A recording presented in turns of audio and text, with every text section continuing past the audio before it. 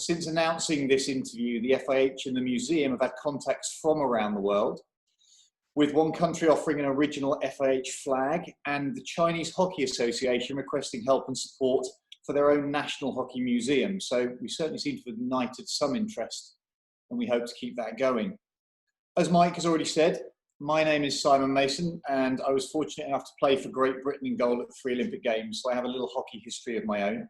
I now work for the BBC, BT Sport and the FIH and the EHF as a commentator, so I enjoy talking about our sport rather than just playing it. I'm absolutely delighted to be here this evening with Mike Smith, the curator of the Hockey Museum, an enthusiast, collector and passionate driving force behind the museum. And the chat tonight will hopefully flow nicely around some hockey topics, presenting Mike's personal knowledge of hockey history, and then hopefully our own hockey history that goes back to me meeting him as a 13-year-old England under-16 goalkeeper way back in 1986 at the Mercian offices, and he gifted me my first goalie kit. Hopefully that will add to the flow. What we're going to do is have a verbal stroll through hockey history. Whilst Mike is recounting the memories, facts and anecdotes, please do remember that these are just a tiny snapshot of our game, all of which are present in the museum, along with so much more. During this first hour or so, if you have any questions, as Mike said, then please add them into the chat, and Mike and I will try and get to them at the end if we possibly can. As always, we will try and share screens as we're doing now to show you some images and video. If it doesn't work, then please do be patient. We will get to it as we go. So hopefully back to us in vision. And Mike, we'll come straight to you. I'll get straight into it. Thank you for your time this evening. We could talk for hours about the amazing history that our game has. And whilst the museum is our focus this evening, that is where we are. It was your brainchild. It didn't just appear. Your collecting passion started this process. Where did it all begin? Well, at school, really. I was an enthusiastic hockey player from a child. And at school, I started collating school stats records, and then also at my own club, and ultimately writing a history of my club before I left school. So that's where it was all born, and how I got going in this area. And as well as those stats, you mentioned to me programs, so there's a physical element to that. But for some people, that you talk about stats and you talk about results, and it's numbers on a page. They want something to hold. They want something to smell. And for you, that first wow moment, and we'll talk about wow moments, wasn't hockey. No, it was, in terms of collecting, a great friend of mine presented me with a pair of wicket-keeping gloves that had been used by and were signed by Godfrey Evans, the great England wicket-keeper. And they sort of generated something in my inner being that said, this is rather special, the smell of the leather, the fact that a great wicket-keeper had worn them, and that's what really invoked in me the thought of collecting. It was cricket, yes, but that turned into hockey, and so the collection of hockey material began to evolve. And if I share the screen again now, we'll jump to a couple of images that we'll bring up. Hockey itself has such a rich history. Absolutely. We can collect moments, but it goes back so far. I mean, there's the museum here itself has so much. But just on the screen, a reflection on those pictures that we can see, maybe starting bottom left, so the real historical context. Well, as you saw in the film, the bottom left is allegedly hockey in Egypt about 2000 BC. So it takes us back over 3,500 years, although we consider 1871 to be the real starting point of the game we play today. That's when we had rules. But there are a lot of early pre-history to hockey. We call it stick and ball games, and these took place on all 5 continents around the world, and undoubtedly helped to breed the game that we're now playing ourselves today.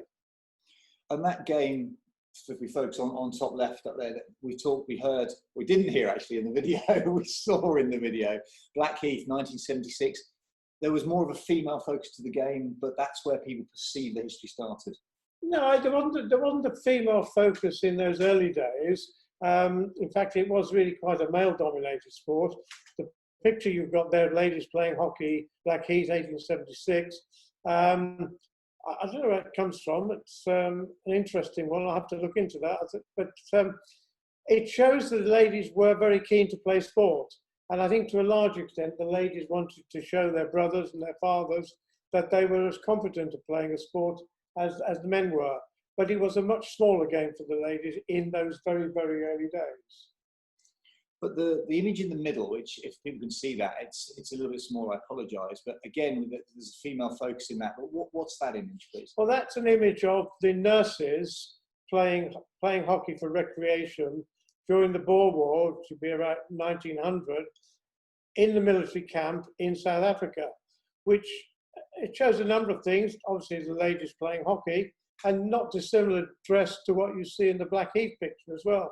But it also shows the importance of sport and recreation within the military situation for relaxation and taking people's minds off the horrors of what's going on around them. Fabulous. And I'm going to skip the Wembley images because I'm sure we'll come back to those later. But there is so much global history, and people seem to find it surprising that there aren't more collections. But in short, when we've spoken, and the reflection is just people want to play. Absolutely. Hockey is a participant sport. Yes, we get a number of occasions when we get large crowds. The 2012 Olympics in London, we had wonderful crowds. And there are a number of occasions when that does happen. But in general, it's difficult to get people to turn up to watch hockey. And it is dominated by participation rather than spectating. And that has an effect on the collecting side of things, because you don't have the enthusiastic collectors that you have in other sports such as cricket, rugby, football, golf, tennis, where memorabilia of those sports command a high premium, which doesn't happen in hockey because there isn't that interest. That's to our advantage in the museum, because we can often pick things up quite easily. But it's perhaps a sad thing that people don't regard hockey stuff as collectible. And because of that perceived value or loss or limited value, if you like, it has resulted in some major collections being lost. One in particular. Well, yes. I mean, we've been lucky at the museum to receive a number of collections which help us create the fabulous setup we've got today. Marjorie Pollard, the Miroys, and many others. But the real big collection was a chap called Ken Howells, a Teddington man who, throughout his life, collected avidly. He had a large house in North London that was virtually full to the brim with stuff. But sadly, when he died, it was all skipped before we were able to get our hands on it for hockey. So that collection alone would have made a museum on its own. But there we go. We've managed to rebuild, retrench and rebuild. And today we've got 50,000 items in our collection and a lot more to boot. And we'll come back to mentioning a few of those collections, particularly one from Marjorie Pollard in future. If I can apologise a little bit at this moment for the British-centric nature of some of the presentations. Obviously, the museum is based here in Woking, and that's where a huge amount of the work has been done with a fabulous volunteer force. So the nature of how the museum is growing, the collections are growing, tends to have a British focus. So please, the people listening, don't reflect upon that as we're just going to go down some British and English history as such. As we get through things, there will be a little bit more of an international influence, but that's why we are where we are for now. Again, just to go back to sharing some photographs with people. If your own personal journey from a collection perspective was through that boyhood, we had the stats and the programs, it wasn't until necessarily that this trip that you made with friends, World Cup in 1982, you can see here a picture of Pakistan, the winners, really opened your eyes to the potential.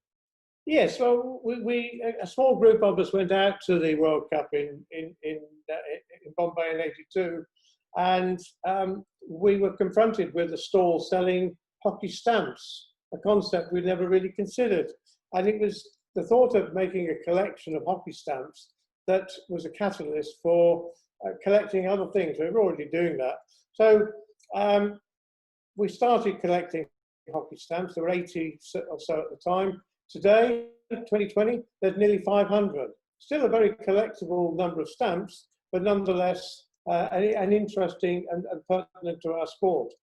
The other thing that happened in Delhi, mainly Delhi, but also Bombay, which we visited both, was we visited bookshops, and we found these bookshops had lots of hockey books in them. And judging by the thickness of the dust on the hockey books, nobody had been in there buying any hockey books for a long time. So we came back with literally suitcases full of hockey books. Thankfully, there was a party of it, so we could share the books around, and nobody got told for excess baggage. But this really triggered the start of collecting, in this instance, stamps, but also books, and then on to other things. I can well imagine in India, my limited travels over there from a work perspective, as soon as you go in one shop and they learn that you're looking for books, I bet there were people coming out of every single corner with piles, stacks of books for you to look for. We were actually, they came around to direct us to the next shop. So that was obviously out in India. And on the stamps themselves, you talk about that small initial thing. Do you feel the museum now has a complete collection? I'd like to think we have a complete collection. It's difficult to be categoric about that because new stamps or new things turn up all the time. But we're fairly confident that what we've got is a complete and definitive collection of hockey stamps. But they're coming out all the time. There were only 80 in 1982. There are nearly 500 now. So you can see the way that it has developed. And every year there's another 10, 15, if an Olympic year, World Cup year, there'll be a few more, but there are a few more hockey stamps every year. Okay, well, obviously good luck in collecting all of those. And that was a catalyst, if you like. There'd been that journey through younger years, and then suddenly there was stuff you were really getting your hands onto. So there was books and stamps, and it obviously created a passion in you that then influenced other people. Where was that journey? Can you take us through the museums or the collections type of journey through from maybe 82 through to 2000? Well, having come back from the World Cup in 82, I started avidly to build up my collection of books, which I can now call a library. It wasn't really a library in those days.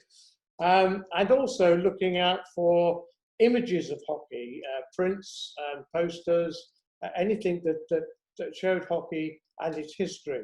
And so that collection developed through the early 80s. And by the mid-80s, my great friend Phil Appleyard, who was our HA president at the time, was planning the World Cup.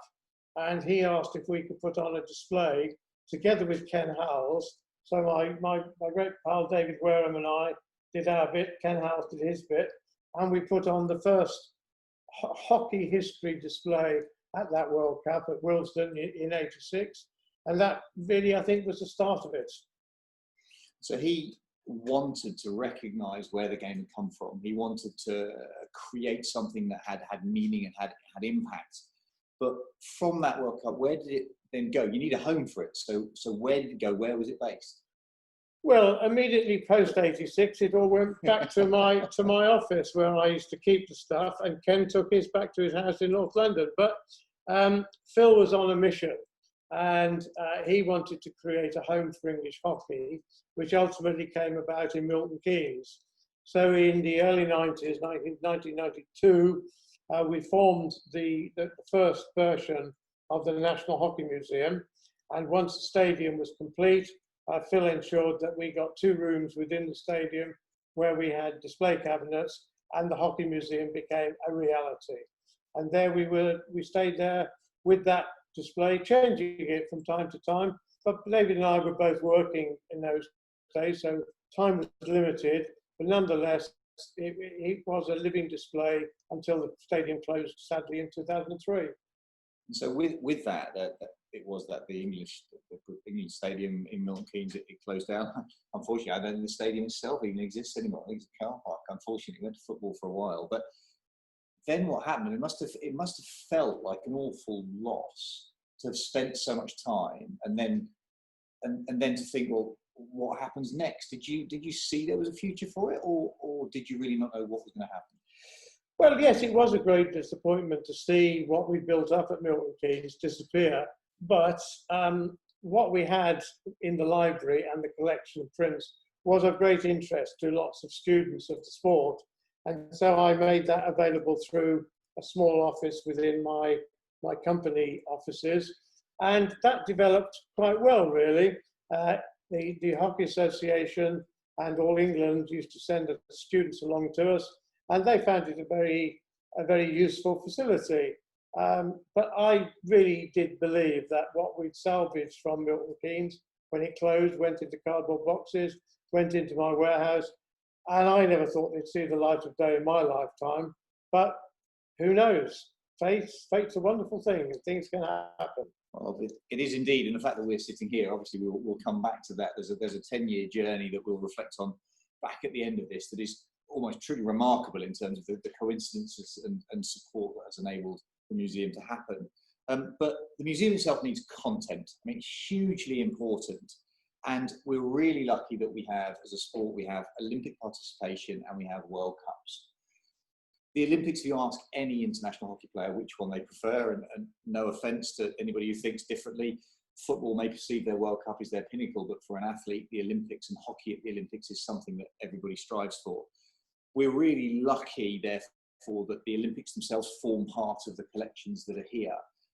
You must have, so many thoughts and memories from collections and your own personal experiences about the Olympics. What sticks in your mind about hockey at the Olympic Games? Well, the fact that hockey is an Olympic sport is such an important factor, and it makes us an important sport. We've been an Olympic sport since 1908, when the Games were played in London. And apart from one year, 1924, when hockey didn't take place because as a sport we didn't have a governing body, international governing body, it's been there ever since. And there it must remain because it keeps our sport at the pinnacle. So yes, the mere fact that we are an Olympic sport is vital for the game. But from the memories of the Olympics themselves, 1908, the first ever Hockey Olympics, we have what we call wow moments at the museum, which is when something outstanding happens or something amazing happens.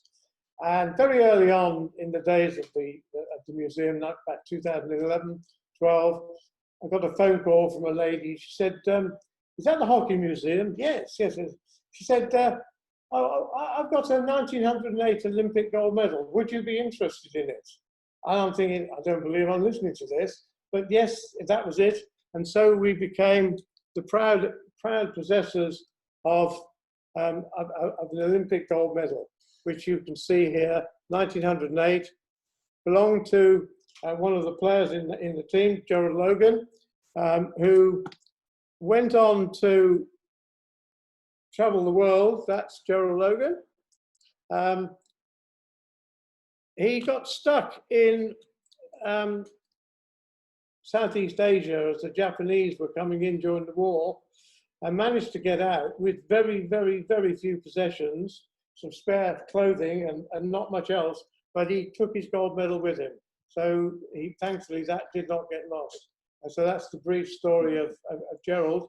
The other interesting image which you're now going to see is the picture of the first ever Olympic goal.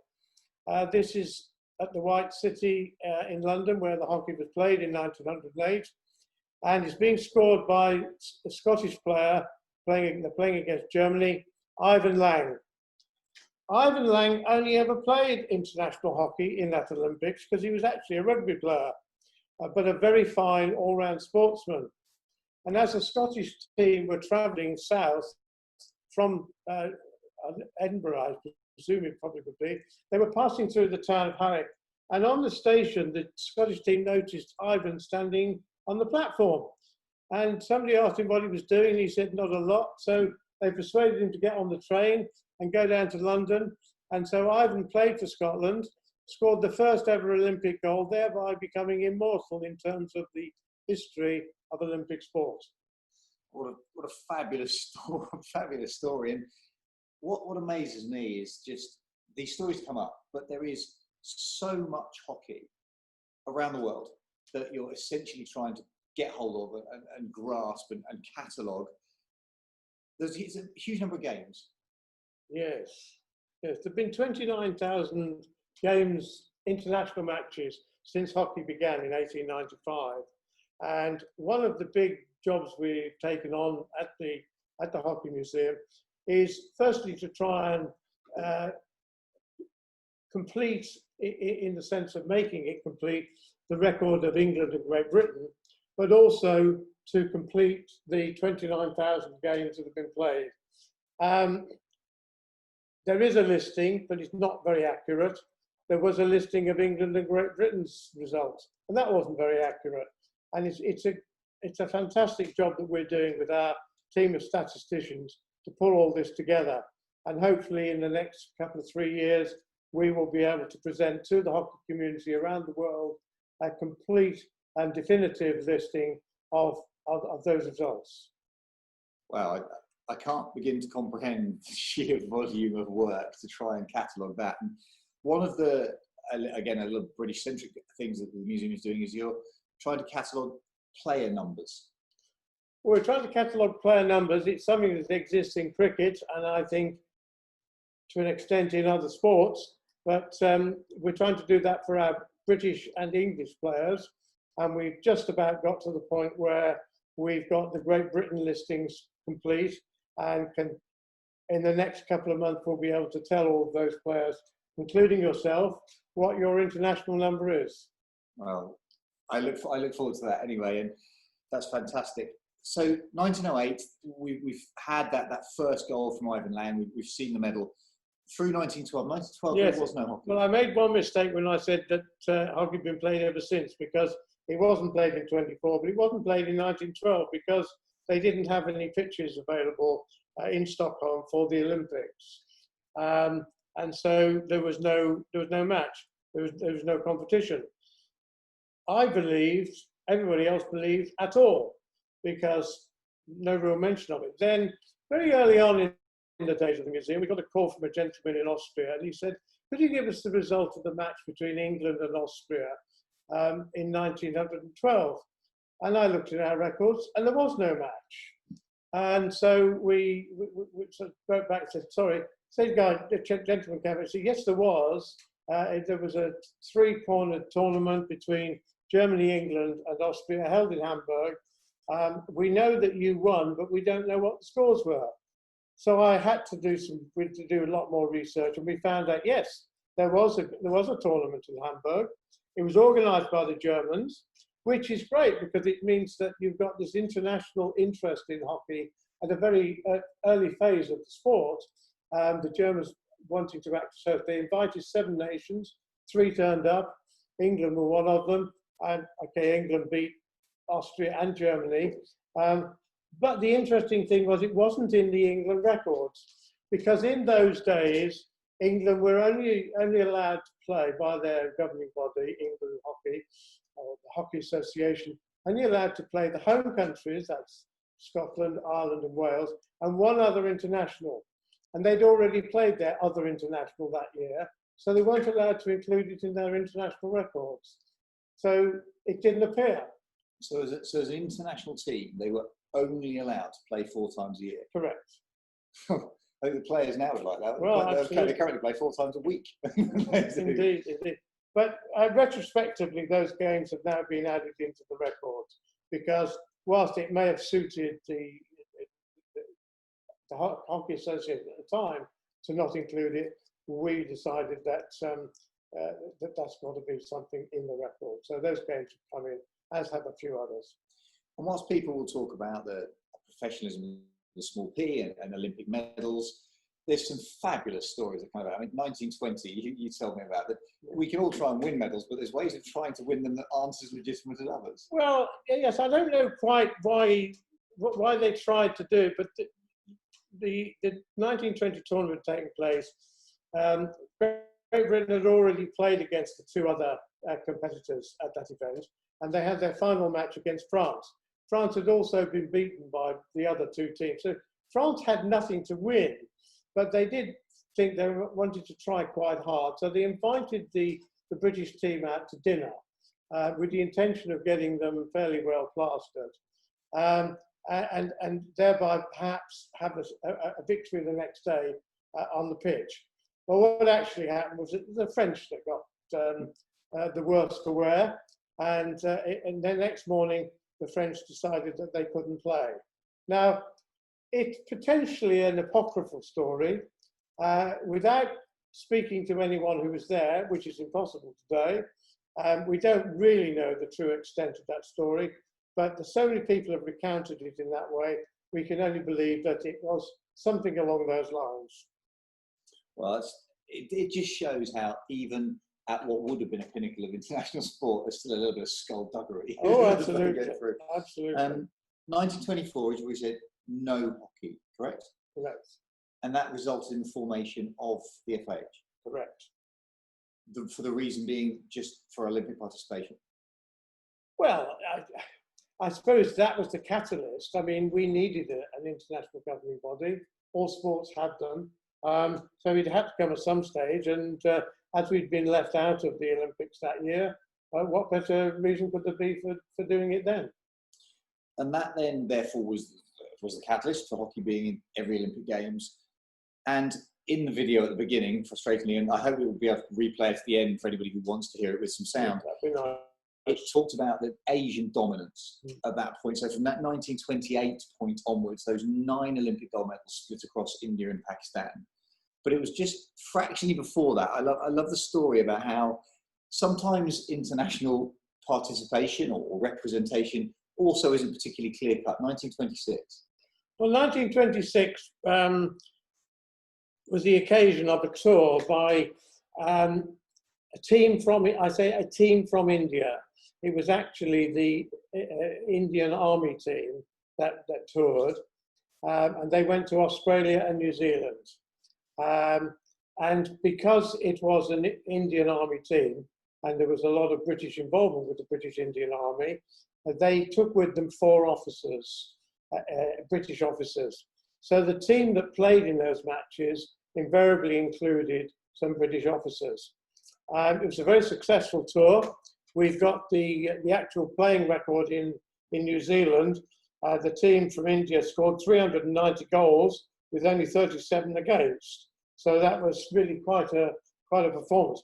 We were offered this stick by a gentleman who had a museum down in Eastbourne, and when we viewed it, found this plate on it, we just couldn't believe what we were looking at, because what it told us was that this team that played, team that played in New Zealand in 1926 contained these English officers, and latterly the Indian Hockey Federation decided that this tour would be India's first appearance on the international scene.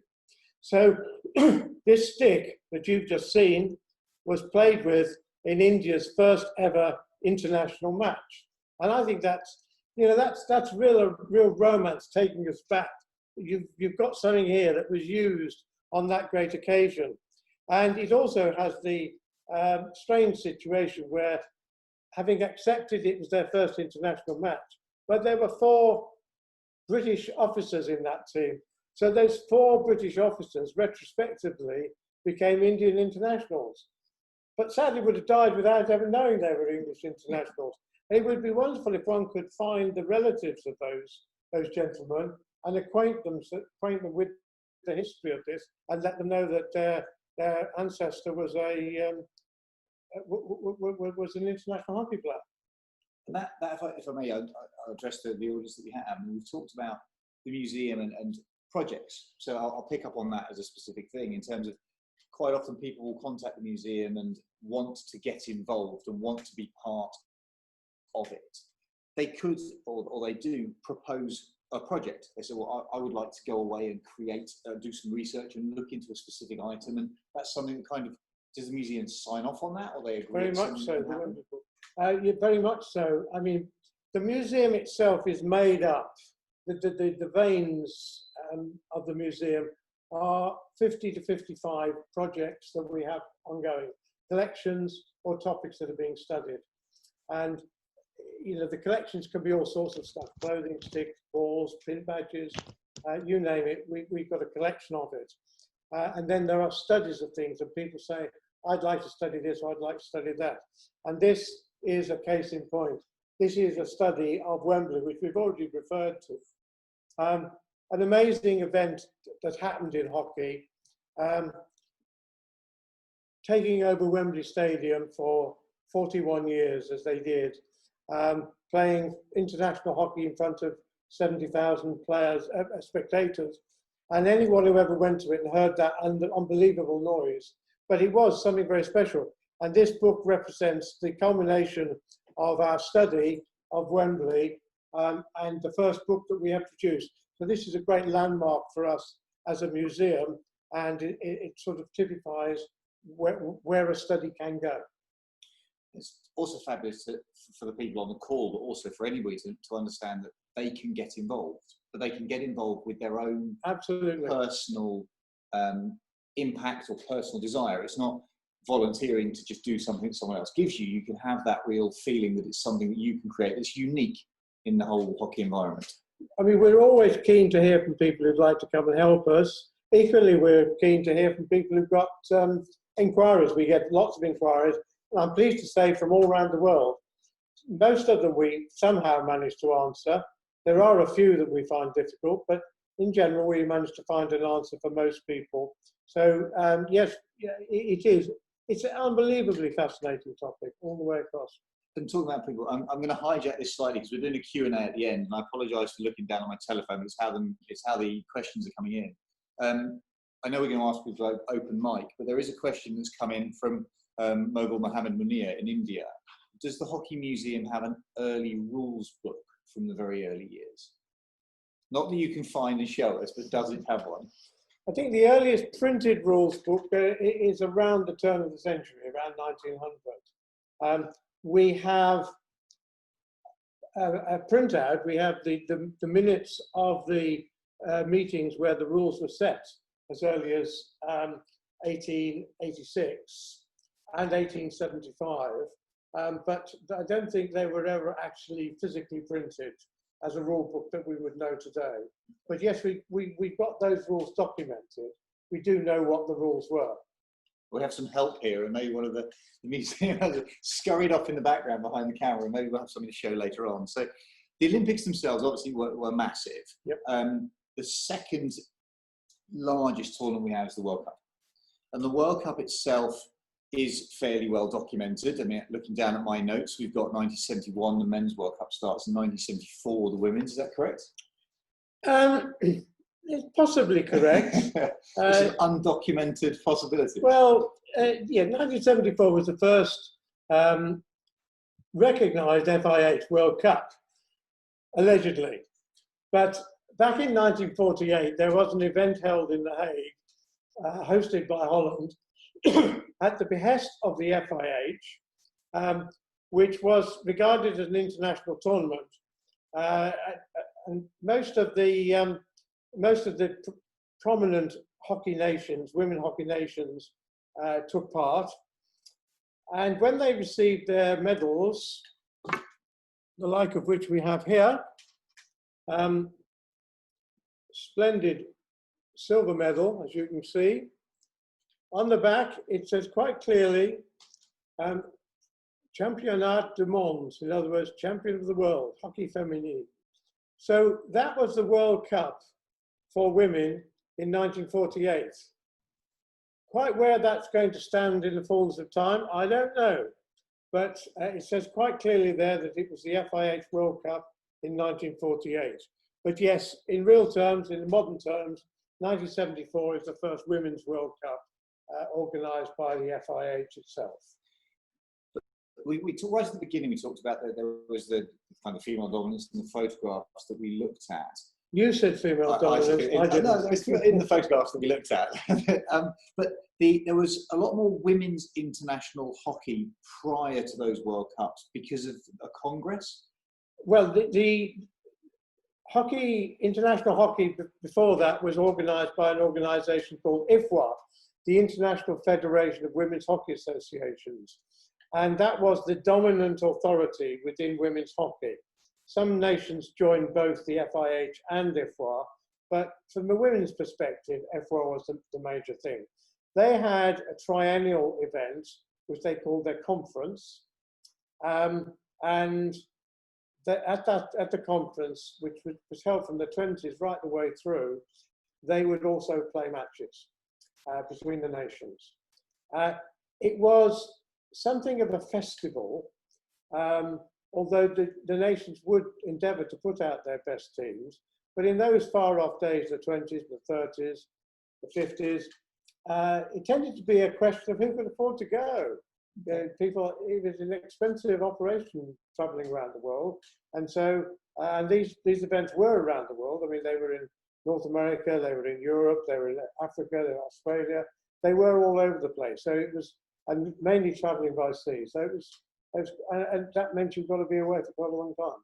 I'm not surprised to get halfway around the world for a conference and a few matches. And I'm just going to pause there briefly because I've just been put on the table in front of me. I'm going to give it to you to hold up. The question was, do you have the rule books, early rule books? And here we. The brilliance of being where we are. I was wrong. You see, I love being proved wrong. Here we got 1895-96, the rules of hockey. What is this one? I can't even read this one.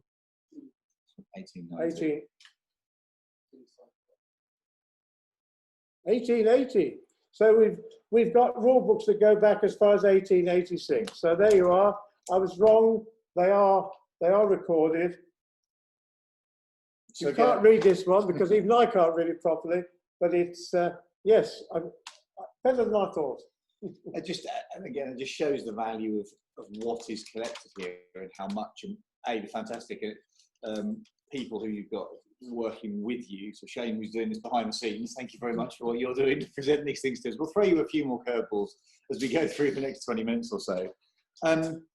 World Cups itself, so you talked about 48. Did you mention the fact that the medals had to be smuggled back? Yes, because we had a strange arrangement in England where it's totally amateur sport. You can't play for cups or medals. So the girls who were in the England team that won the tournament and got what was a silver medal for winning gold. That's a bit as an Irishman. But they had to smuggle their medals back and not tell anybody because they weren't allowed to win medals in those days. And it's only really emerged in the last 10, 15 years that the girls who went out there came back victorious with medals. And in the Ivan Lang photograph earlier on, we saw very few spectators. We've already talked about participants rather than spectators. The early World Cups, I know absolutely nothing about them. Were they international events that brought spectators in? Were people watching hockey by that point? You'll have seen photographs and various things, I'm sure. Were they events that drew crowds? Certainly, if when the World Cups were held on the Indian subcontinent, you've got great crowds. Yeah. When we held the World Cup here in England in '86, we got very, very good crowds. We built a purpose-built stadium at Willesden, and we got good crowds there. I honestly don't know the answer to all of the World Cups, but yeah, I think the crowds were reasonable for an event. Would you expect that for World Cup? You would do. We talked about spectators versus participants, and for me, lucky enough to go, I went to 3 World Cups, and one of them that really changed the face of competition was in 1998 in Utrecht. And I appreciate we've jumped a lot historically, but 1998 in Utrecht was novel because, as far as I am, and you're aware, it was the first time they put a hockey pitch into another sports stadium. Correct.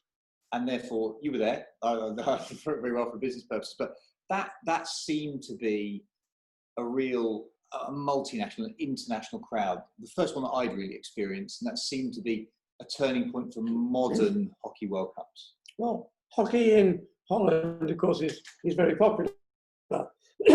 And consequently, they knew they'd got to get a ground that would have the capacity that would cope with their home crowds, together with the visiting hockey people from around the world. And they honed in on holding it at a football club. And it worked incredibly well. I'm just going to jump forward a couple of slides past our personalities. We'll come back to them, nobody be concerned. Because the tournament itself in Utrecht, this slide here, it was the catalyst for change within our game. And that putting a pitch down in a different stadium was unique, but it is something that's been replicated. But it now gives us an opportunity to take our sport around the world as such because of that technology. So technology really does change our sport. Certainly, I mean, the AstroTurf pitch, or the artificial pitch, changed hockey totally, together with some other changes that happened. But the concept of taking a ground that is used for another sport, be it football or rugby or what have you, whacking down a turf and playing hockey on it, then lifting it up and taking it on to somewhere else is an amazing concept. And that can only be good for hockey moving forward and creating venues where we can really get good crowds to watch the game. So the two pictures that we have on screen for the people who are looking. So bottom left, we have the Stoop, Harlequins rugby ground that was put down for Pro League games. And then we have Donnybrook in Ireland, which the pitch was laid for the Olympic qualifiers. You were at the Stoop, I know. I was at both, but you were at the Stoop. And it does mean that we can bring more people in because the stadium is already there. And consequently, we can expose more people to the sport. And with the facilities are all there as well. Catering and everything else. It's a great idea. Great idea. And that's different to the purpose-built stadiums. Again, if I jump forward, 2018, the museum was in London for the Women's World Cup. The most, as far as I'm aware, the single greatest female team sport, ticketed team sport event in Great Britain that there's ever been. And therefore, we do see the interest in our sport continue to grow. So it's not just historical, it's across all of the age groups, across the demographics. And do you find that with the museum, that the people who are interested in it, the type of people, the age of people continues to grow as the reputation grows? I'd like to say yes to that, but I think that we haven't as yet engaged with the younger generation of hockey people that we'd really like to. I think we're getting there, and we've got a number of initiatives in hand for the future of the museum that will see us really looking to engage with the younger generation. But the majority of our interest comes from the older part of the hockey fraternity. Well, that older part of the hockey fraternity may be a little bit more au fait with, if I try and move my screen around a little bit, I'm sorry, we're losing track of bits and pieces, a little bit more au fait with some of the personalities that exist within our game itself. And earlier on, we talked briefly about that Indian tour. So I want to jump back to a slide where we talk about one of the personalities of the game. And this is somebody that I'm sure a number of people on the call will be familiar with. In that 1926 team, there was this man. That's right.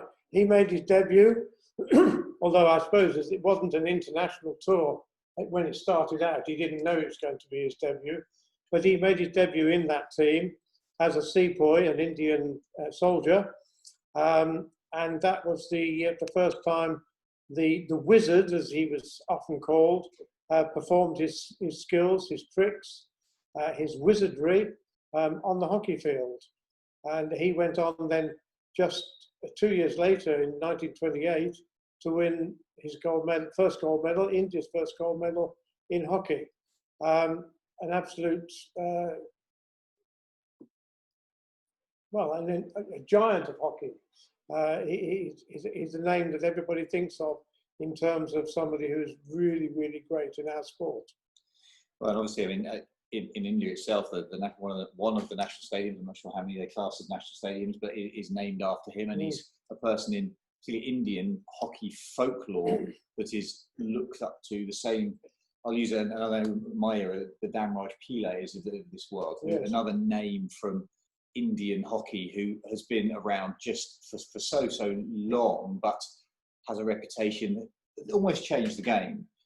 From a museum perspective, another personality who changed the game here, we mentioned earlier on, Marjorie Pollard. Yes. Somebody described her as an indomitable character. She certainly is that. She was someone who really promoted sport amongst women, hockey in particular, but also cricket. She was a great England women's cricketer. She was an author. She wrote a Hockey Field magazine for many years. She was a filmmaker in the 1930s, 40s, through to the 50s, which was amazing, really. She was she almost drove hockey forward on her own, in a sense. I never had the pleasure of meeting her. I'm sure it's one of those people that I would have been very wary about meeting, because she's such a character. She rang me up. I did speak to her on the telephone. She rang me up. Are you Michael Smith? And it's one of those phone calls where you think, oh, well, you feel like standing up to take the call. I said, yes. Are you the man who collects all this hockey material? I said, yes. Right, I'd like you to have all my hockey material. Oh, thank you very much. And so I arranged to go and pick it up the following week from her home in Oxfordshire, which we mentioned was where the coronation film was made. And I was given total access to take anything of hers from her offices to make up for the museum collection. And it was an amazing, amazing collection. 100 films, a library, a complete set of women's hockey magazines. It just went on and on and on. Fantastic collection. But again, unfortunately, she passed away that weekend between the telephone call. But it was honoured. It was that you went and collected it, and so cars loaded up. I used stable blocks full and rooms full of various things. Right. But the beauty of that is, and this is kind of where I wonder what's in the bottom of boxes, and maybe we'll talk about that later, is that we talked about this coronation film. Yes. In the bottom of one of the boxes, and hopefully, if I manage, I don't know if there's any sound on this anyway, but this is one of the films that was in the bottom of one of those boxes. So this is from the coronation. This has nothing to do with hockey. No. But hopefully people on the call, you can see this. This is genuine original footage from 1953 that shows coronation parties. Yep. It's social history at its best. And when we found this film and got it digitized, we thought, what on earth is this? And I suddenly realized that it must be the village where Marjorie lived. And so I got in touch with someone we found out there was actually a museum in the village, and got in touch with them and told them we got this. They couldn't believe their luck. And so my wife and I went along to present the film to them, the first showing of it in the village hall. The village hall was absolutely packed to the gunnels. They'd had to restrict the number of tickets. And then at the end of it, we presented them with the master copies, the master tapes, and they were absolutely delighted. So it was a really nice sort of social history story that took a full circle. Oh, fabulous. So whilst it wasn't hockey, it is social history. Becoming a little bit more current with some of the still staying with the personalities within our game. 3 people on screen now who have changed the face of the recent history and then the modern game itself. Does the museum reflect on that, or is that all a bit too new? What's your thoughts on those people? We reflect on that in as much as we've got plenty of information in the museum on these people. But I'm the historian. I'm invited here as a historian today. These people are much more current than that. And you have played against these people or know them from tournaments. So I think you're best to extol the virtues of these people. Thanks, Mike. I think, and we want to reflect on something that's a little bit more current from this perspective and the players within our game for 2 reasons. So on the right of our screen, we have Hassan Sadar, who was changed the face of a completely unique centre forward, was nicknamed the chair, the sedan chair, because of how he played so low, as if he was almost sitting down when he played. Incredible balance. And the 2 players, however, on the left and the centre of the screen have changed the face, and they are role models and they are icons. And we have Luciana Aymar and Tone de Neuer, respectively, who won over a dozen World Player of the Year awards between them. And so important because of how they play the game. You can win all the medals that you like, but if you don't play it in a particular manner, then you don't necessarily engender the support and the respect of not only your peers, but the fans. And those 2 players, and I just wanted to make the point now, are ambassadors for our Youth Olympic Games. So hockey has a place at the Youth Olympic Games, up to under 18, we play hockey 5s, and those 2 players are the ambassadors for that. And I think, therefore, it gives a really crucial link between the Olympics, which you said earlier on is so important, but also really important for the younger players. You said the museum wants to link to the younger players to recognise there is a pathway and there's a link to the icons and the role models. Is that something that, again, you think is crucial, or can we jump straight to Olympic Games? Is that youth element still really important? Of course, the youth element is very important. and I hope that we as a museum will forge a closer link with our younger players through the player numbering and the stat system that we're bringing in. And we're doing lots of things which we hope will engender that. Well, that's the players and the personalities within our game. The personality of the game in itself, we jump back in once more, is we go back to the slide we talked about, and I find the two pictures on the right absolutely fascinating. This to me is about the history itself. So how the game changes because of technology, because of what is available. So next to us, and we'll come out of the picture in a moment, we'll talk about sticks and the balls, but bottom right, it isn't all about international, it's about people just playing. Absolutely. What's that picture of? That picture is of, I think I'm right in saying it's Hampstead Hockey Club, going on tour around 1900. We believe part of their Easter weekend in the Folkestone area, and festival hockey. Festival hockey began in the 1890s and was a fundamental part of hockey right the way through until the end of the 20th century, really. And this sort of shows you how people would have got about in those days, horse and cart to get to the match. And it just sort of epitomizes the spirit of playing hockey and festival hockey. And some of these festivals, both in the UK, we've also got the Cal Cup out in America, which is tens of years, decades of years old, and you're talking hundreds of teams. You're not talking a few people turning up for a weekend. You're talking about hundreds of teams, thousands of people. Well, at the height of the hockey festival in the UK, which would have been 60s, 50s, 60s, 70s, you'd have over 100 festivals going on in this country, plus festivals around Europe and in other parts of the world. And festivals are just as popular in North America, the Cal Cup, as you say, and in Australia. There's lots of these events going on. And they really were an incredible and integral part of the fabric and the social side of hockey. To show you some of the humour that goes on with that, this is, you go to a festival and you'd want your hosts to appreciate your presence and you'd want to say thank you. This is from Bullenhorster Hockey Club in Germany, who presented this to the Folkestone Festival in 1967. They used to do something silly every year, and this was the one they did in '67. They probably pinched it off the boat they came over on. But that's the sort of thing that went on in festival hockey. Never let it be said that festivals are all about what was the best thing that you could steal and take home as a memento. There's any number of people around the world, I'm sure, and it'd be great if people in the chat want to share any stories about festivals. I appreciate we're trying to collate the questions, and we will come back to those as time. We're trying not to let it get away from us, but it's getting somewhere like it. So if we go back into just sharing screens once again and skipping forward, we'll just jump back out of that into the sticks themselves. Yep. So technology has played a massive part in how the game's changed. Right at the beginning in the movie, we saw that hockey was played on Astro for the first time in 1976.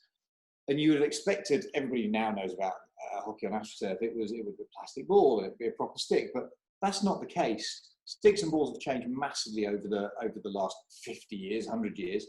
Briefly, can you just talk us through that? I appreciate it can go on for, it's a story in itself. But it is. I mean, if you think that when hockey first got going, we were playing with things like this, or they were playing with things like this, I've never done.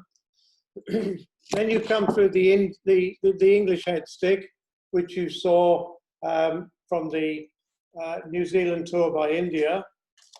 Then the Indians started to manufacture hockey sticks, and they were manufacturing sticks of this nature.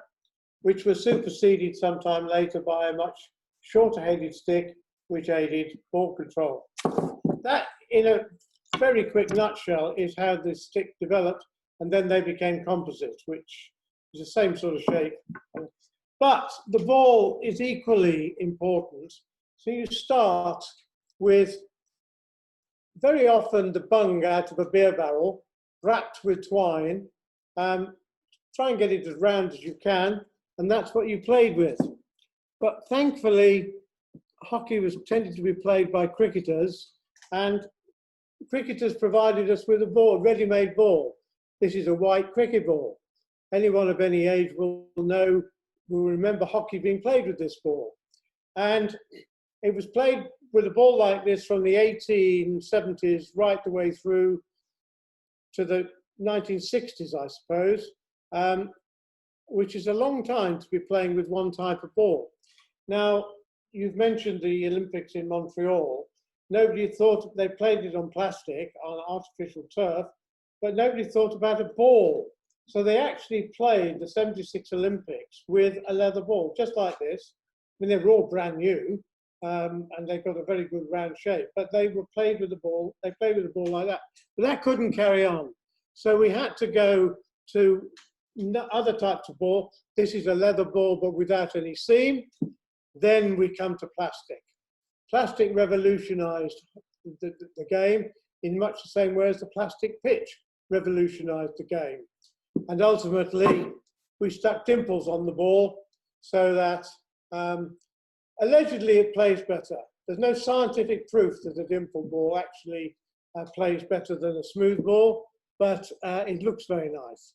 So that gives you a quick insight through the game in terms of the development of sticks and balls, which has completely changed the game from the game that our forefathers were playing in 1900s with long sticks, leather balls, and not very good pitches. And now we have perfect plastic pitches, incredibly efficient sticks, and incredibly efficient balls. If you can imagine this, will increase its weight by a third if you play with it on a wet, damp grass pitch. So that's got no history, no future. It's only got history. So it gives it, and then the other aspect that comes into it is the science of the game. When I was a lad at school, there was no science in the game. You just played hockey. You didn't even try to keep very fit, really. You did a little bit of training. But nowadays, the science of being fit, training, the science of playing the game is all important. And those are the things that have really changed the game beyond recognition. Yeah, I'm aware of time and the people on the call. I mean, we could have another call completely about the history of the sticks and the balls and the science behind it. And we're not glossing over that. There's the insight that the people perceived 1976, the Montreal plastic pitch, and then plastic balls, faster ball speeds. That was the change from the Asian dominance into a more physical game rather than a pure skill-based game. But maybe if there's another call in the series, we'll touch back on that, because what I'd like us to go to now is we've gone over the history of the game and what the museum can offer. We talked about where we got to 2003, where we put everything back. Sorry, I didn't. You put everything back in storage. I had to remember you did. Yeah. You carried a number of cases up the stairs. Yes, I did. But we're at a position now where we're sat in this fabulous facility in Woking. But in that period, so 2003 through to 2010, everything's in the warehouse. 2010, everything changed. Can you just take us through how the museum has changed? A little bit of luck, some fantastic support to get to where we are now. Well, it's changed by luck. We live in Woking, and I'm fairly active in the town.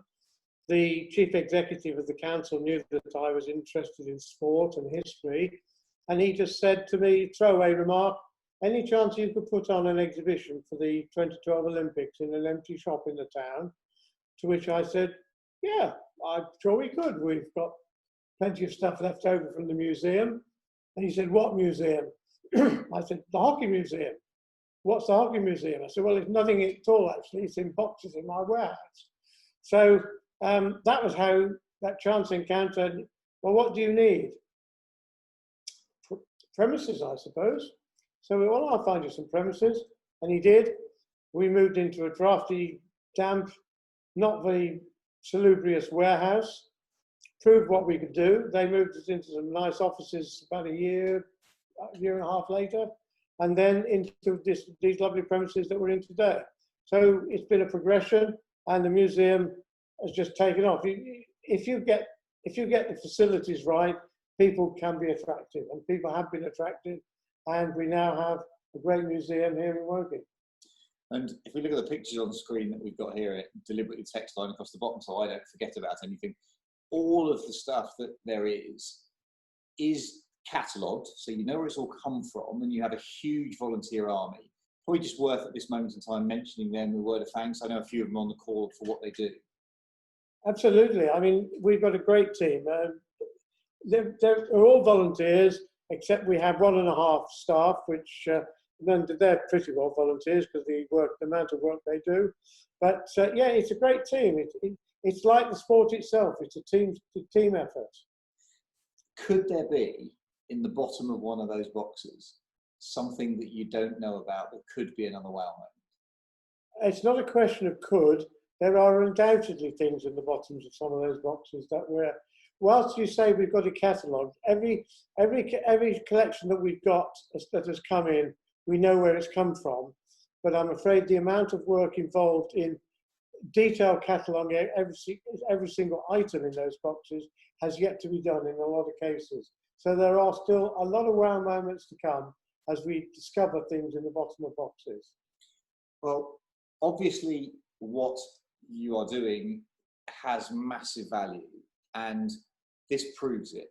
In short, what was a personal project as you were growing up, then into something that was a little bit fortunate, then becomes something that is far more recognized and far more specific, brings with it these rewards, these awards, if you like. And whilst this is a picture, I'll jump out of this from the President's Award and the accreditation into the actual physical trophies themselves. Yeah, I mean, the thing that we're probably most proud of is the fact that we are an accredited museum.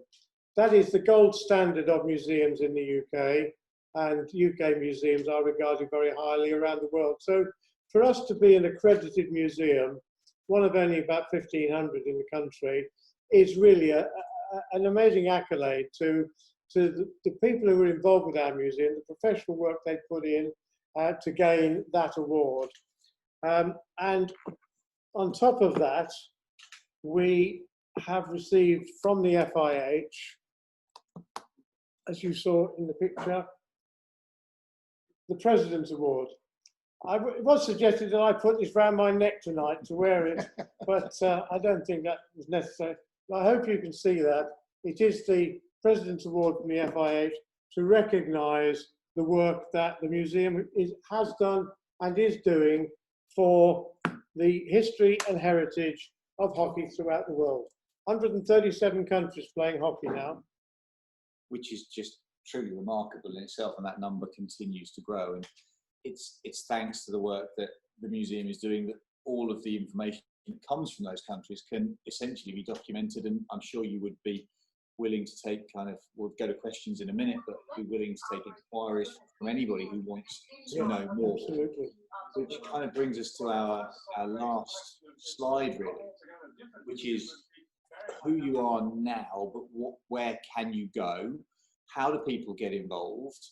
What can they do to help? For me, the last line of those 5 in the middle of the screen is really important, which is to leave a legacy, but maybe you'd like to talk about a few of those and how people can get involved. Well, there are many ways you can get involved. You don't have to live in Woking or in the south of England. We've got a lot of volunteers who help us and take part remotely, because there are studies and things that can be going on. We can help people overseas to develop their own hockey collections, national collections. That's part of our remit from the FIH. So if you've got any ideas in that area, just get in touch. If you'd like to help us do the work we do, we'd be delighted to hear from you, and we'd be delighted to receive any funds you might have spare. to do what we've done over the last 10, 11 years has taken an incredible amount of effort, but an amazing amount of money. And we are continuing to do the work every day, every week, every month. If you would like to show your appreciation and make a donation, or even a regular contribution, or would like to leave us a legacy, then just let us know. We'd love to have you on board. It is a great. People say to me, "What is it about the museum that turns you on? The enthusiasm you've got for it?" And my answer is that I believe we are creating something absolutely unique here at the museum. We're creating a history and a heritage, a legacy. It's not often that in life that one gets the opportunity to be part of a legacy. And this really is something very special. And I'm just so proud and pleased to be part of it, and so grateful to be part of the team that is putting this together. So if you'd like to get involved in any way whatsoever, please get in touch. I'm sure Mike Joyce will also mention that at the end of this call. What that wraps up our presentation as such, but we've had so many messages that have come through the chat. Everybody can see them. They've been being fed to me and cherry picked, so we can kind of at least go through some of them.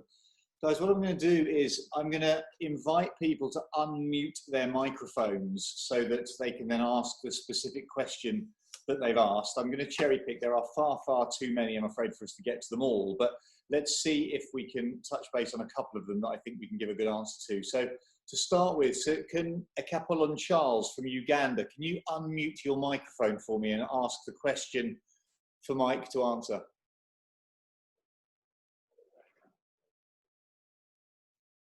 If Akapolon's still there. Okay, well, maybe he's not still there. Maybe technology's failed, but his question, because I have it here, this is one I made earlier. So it was, I would like to ask about the collections of goalkeeping equipment used by goalkeepers from 1928 to 2000. I happen to know that Shane's got something right over there, which makes the answer relatively simple. But just a brief overview. This is probably somewhere in the middle of the equipment, I should think. Very much so, yes. We have got goalkeeping equipment pre-Second World War, 1930s, which were mainly based on cricket batting pads, but they then changed to canes. I think it's fair to say that the canes were a development that were made on the continent, I think Germany. But yeah, they go on from here. The big development as far as hockey equipment is concerned, protective equipment is concerned, would be in the 80s when foam came in. Foam is the thing that changed goalkeeping equipment in the same way that composite sticks changed the stick side of the game and plastic changed the ball side of the game. Foam changed the goalkeeping side of the game. Some would say perhaps too much, but no, just stop you breaking your fingers every minute. Yes, but you wouldn't have dared to do the things that you do with foam today that you would have done with these. That is very true. Having played with them, that is very true. Henry Durbin from Ghana, I'm not going to ask you to unmute your microphone because I think we covered the question about the balls that were being used from 1928 to 2000, hopefully. So Chris Marriott from the UK. Hi, Chris. Can you unmute your microphone for me and ask your question that you put in the chat, please? Yeah, hi. Hi, guys. Hi, everybody. Obviously, you've got some amazing and very interesting kind of physical artifacts.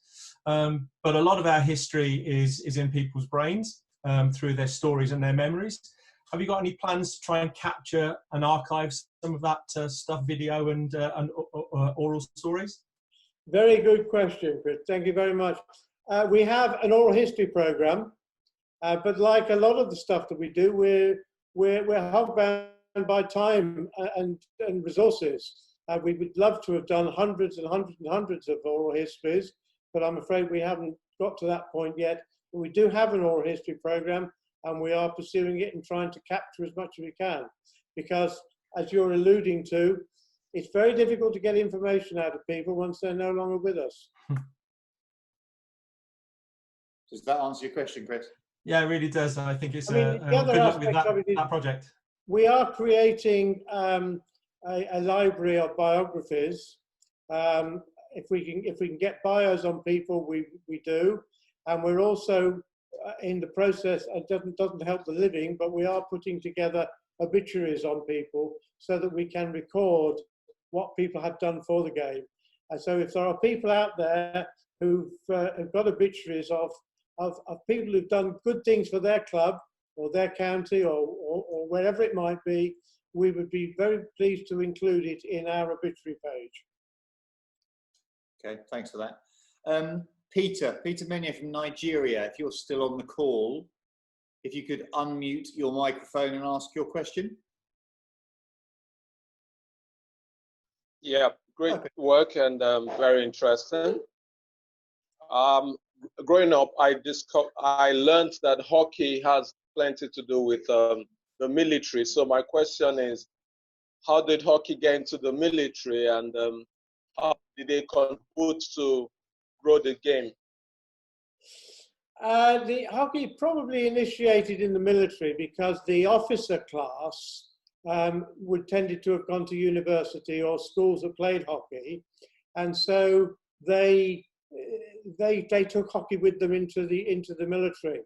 But then what they did was they used hockey as a sport for the soldiers to play, and so hockey became a very popular within the military, certainly here in the UK. And that's one of the principal reasons why hockey became such a popular sport here in Britain. So that's how it got into the military. In terms of India, we took hockey out to India with the forces, and the Indian, the actual Indian people found hockey a sort of sport that really fitted their dexterity and their liking of the game. So that's certainly how it transpired there. I've no idea how it might have worked in your country, though, Peter. All right, thank you very much. Yeah, that answers my question. Great, thank you. Steve Knight from the UK, you've got a question about caps. If you'd like to unmute your microphone and ask that. Yeah, thank you, Simon. Mike, can you talk about the work being undertaken to redefine how international caps are accredited? As you alluded to earlier, touring teams were made up of people that could actually make the tours, and they weren't given official cap status. But I believe some work's being undertaken to review some of these. Yes, you're absolutely right. It's quite a difficult task to arbitrate on whether matches were international matches or whether they weren't. Touring teams in particular. So you have to know the facts of each individual tour to be able to come to any conclusion on this. But suffice it to say that the records of England and Great Britain, which is probably what you're referring to, the records, the number of games played has increased owing to the work that we've done in investigating these tours and matches. I mean, I gave you the example of the 1912 tournament. There are other tournaments that have been included that we didn't know about. So, yeah, the number of caps is increasing. Thank you. Does that answer your question? Thank you. Sure. Okay. We've got a question here from Bharat Malik in India. If you would like to unmute your microphone for me and ask your question. Hi, I just wanted to know if you can, if you have some pictures of the Indian teams participating in the Olympic over the years. Pictures of the Since Indian 1928, Indian teams taking part in the Olympics. Not that we can find, but it's the museum. Yeah, I'm sure that we've got pictures of the teams that won the gold medals. So 28, 32, 36, and certainly 48. We've got quite a lot of stuff on 48 because it was in London. But yes, I think overall we've probably got quite a lot of material. Bharat, How can that be shared? to ask you a question back, do you know of any organisations within India? It's such a fabulous hockey country. Do you know any of organisations that do have any historical elements to them at all?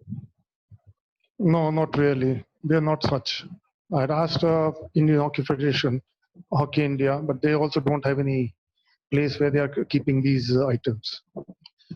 The Olympian from here, Mr. Gurbakh Singh, wanted to give away some of his memorabilia from the Olympics, his medals, etc. But there's no such thing here. Okay, thank you. I mean, here you're in India, but that doesn't include you getting involved with us, because we've got a lot of information here that can be made available online and could enable you to do a study on exactly what you're talking about, pictures of Indian teams over the years. There's also quite a lot of film of India, but there is this book that we have, which I don't know if you're aware of this, but this I think this was released in the World Cup, during the World Cup. Yeah, 2018, this was released. You know that book. Yeah. So that gives quite a lot of information. But as I say, if it's something you would like to join with us in investigating, we'd be very happy to work with you. Surely. Thank you. Right at the beginning, Carolina Escobar from Argentina, you had a question.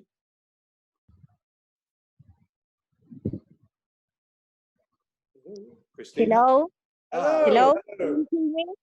It's nice to meet you. I was enjoying a lot your meeting. Thank you. I'm still learning English, so I'm sorry for my pronunciation. Okay. No worries. I'm from Tucumán in the north of Argentina, so we love you. You are amazing. I love your work because I'm art professor, so I like how you take care of all those things, hockey things with your gloves, very professionally. I'm so happy to see you. So I'm glad to listen your Zoom meeting. So I have a question for you. Thank you. Because I have how do you think, or what do you think about Argentinian hockey or Argentina hockey? I don't know what is the right grammar for this question. So what does the museum think? Does it reflect? Has it got much content from Argentina? Is it a country that features in history highly? We haven't got a lot of content from Argentina, I'm afraid. It may be the geographical distance has precluded that. We are obviously aware of a lot of hockey in Argentina, and we would really like to work with people in Argentina so that you can develop your own history and heritage yourselves. You know, if you're in a position to help us do that, please keep in touch and let's see if we can develop something. Yes, I will be happy to help you in the way I can. If you can leave us your email address, we will get in touch with you. Oh yes, I thank you so much, because I just fell in love with your museum. I'm very fanatic. I think it's wonderful. People appreciate and put hockey or sport in a very important museum. So for me, I'm very, very happy. I don't know how to explain in English, but I'll be happy to help you in the way I can. Thank you. Thank you very much indeed. And I'm always pleased to hear from any lady who says she's fallen in love with me. Yes, although I love it. Sitting next to us is possibly not quite so keen. I'm your fan. I'm your super fan. Thank you. Christina, just from my own reflection on the playing side of it, I've never seen anything like when I worked out in Argentina with the Argentinian ladies side, when they turned up on their own bus with the stereo and tens of thousands of people coming out to watch them, and the noise and jumping up and down on the stadium. I think outside of India, when India play at home and the crowds they get there, I think the Argentinian support for the women's side is second to none. It's absolutely incredible. The Dutch support is fabulous, but in terms of pure passion and energy, I think Argentina can teach us a lot about what we want to see when our national teams play. That's just a personal viewpoint. Thank you so much. Thank you so much. In the chat here, Ian, you posted something in the chat. If you'd like to turn your microphone, Ian Moss, turn your microphone off and just ask the same question. Yeah, thanks, Simon and Mike. Great to hear from you. Fantastic work you're doing. Thank you. Masters is a growing arena for hockey, and they do have a vast amount of memory. The gentleman before was talking about history being recorded before people depart, unfortunately. I wondered what opportunities you are taking for going out to events across the UK and wider afield to get involved in recording people when they come together. People want to just talk about hockey when they come together at these Masters events. Here's an opportunity maybe to talk about the old stories, the old guys, the old women, the old stories of old times. So what you thought? You're absolutely right. I think there's two aspects of this particular conversation. The one is we would love to attend large, well, even small veterans events, because, as I mentioned earlier, our oral history project is to capture those stories that you're referring to. Very much something we'd like to do. It's just a question of resources and time. If you within the Masters organization could perhaps generate some people that we could train up to do those oral histories, to capture those stories, then that might be a way of us getting more out of your particular area of hockey, which is very, very important. The other aspect of Masters hockey that I would refer to is to capture your Masters results and your past records as part of the stats campaign, stats project that we're running. We don't just want to do the seniors, we want to do the juniors, and we very much, we're going to do the international side, but we'd like to capture the Masters as well. So if you can help us to find ways of plugging you into the statistical organization that we've developed, we'd be very pleased to do so. Great, thanks so much, Mike. I'll definitely be in touch with you about that. That's great. Look forward to hearing from you. Thank you. Okay. Fabulous. Guys, well, that's a selection of the questions that have come on. I've realised that we've, from a 6 o'clock start for an hour and a half was our kind of schedule, so we're just slightly overrunning. We've still got a number of people, of course. I'm just going to just see if there's anything else. I think there's one question that's come on. Do we have any information from Balbir Singh Senior, of Balbir Singh Senior, who captained India, and obviously he left us recently? The answer is probably quite a lot, I would imagine. Balbir was a lovely man. He visited us on a number of occasions. He was a true icon, a god. He's one of the few people I've ever met in life where the hairs on the back of my neck stood up when I met him. A gentleman. Unfortunately, I never saw him play, but what a wonderful gentleman. And yes, we've got lots of bits and pieces of Balbir, although sadly, I think most of the material that he had from his hockey career, which he donated in India to a museum, went missing. So who knows what there is left, but the family have got some stuff. Yeah, like we were talking earlier, he's just an icon of the game. Well, and I think that actually is a fabulous place for us to wrap up. We've talked about wow moments all the way through this, about the medals and the random phone calls and the questions that just pique interest, but also generate a passion. And people, my fear is that people, when they don't understand something, they portray it. They think of museum, it's statistics, it's numbers, it's nothing, it's just a bit of history. But I'm not a historian. I never have been, didn't really enjoy history at school, but just doing this piece of work with you guys has been truly eye-opening in terms of the amount of stuff. So to finish with a remark about somebody whose hair stood up on the back of the neck is just fabulous.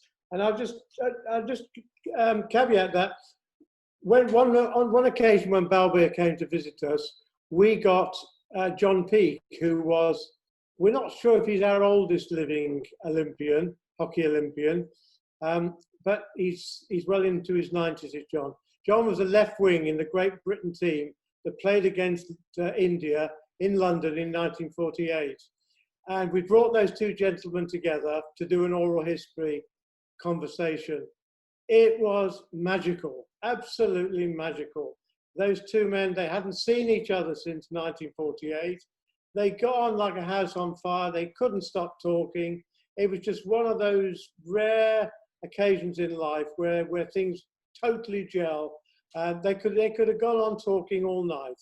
It really was a most wonderful sporting occasion. Well, that I think is a fabulous place for us to finish.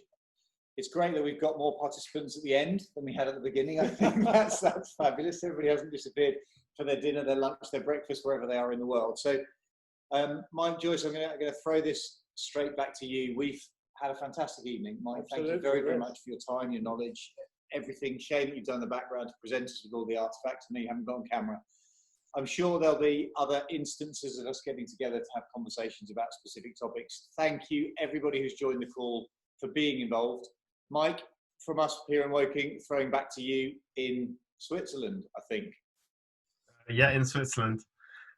Thank you very much. I think before I wrap up, I just would like to invite John Wilmot, who's here, who's chair of the trustees of the Hockey Museum, just to say a few words, if you would, John, if you can hear me. I can. Can you hear me?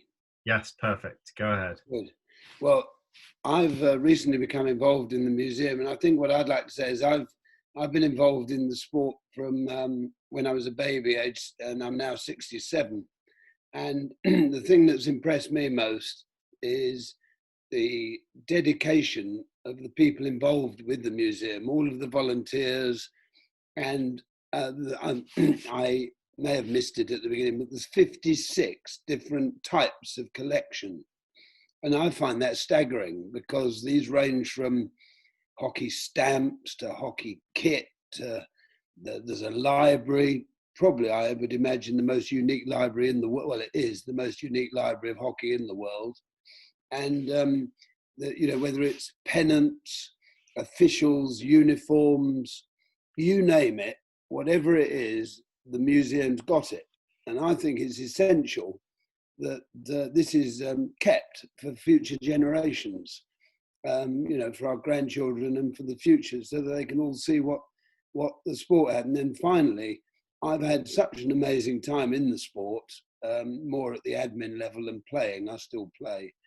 And I would urge everybody who's listening, we'd love you to become a friend of the museum, because your help would really help us keep this brilliant project going. So thank you all very much for listening, and I look forward to hearing you all at the next one.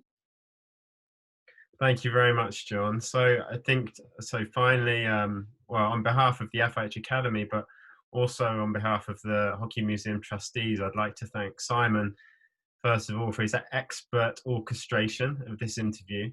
I know he's put a huge amount of effort and time into preparing for today, and as always, the quality stand out, so thank you.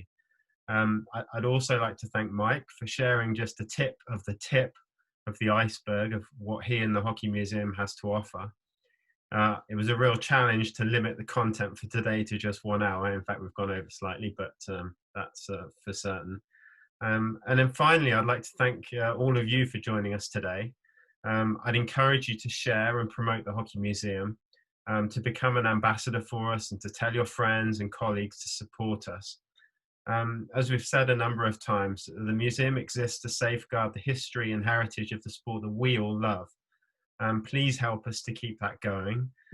We've put some links in the chat where you can click through to the website, and it shows you the different ways that you can either contribute, become a volunteer, or you can make a financial donation, or if you have artifacts that you want to be considered for the collection, you can also get in touch. So please do head there for any questions that you've had. Yeah, without further ado, I guess, yeah, good morning, good afternoon, good evening to you all. Thank you very much. And just remember, the Hockey Museum's there. It's the International Museum. Please help us, please support. Thank you very much.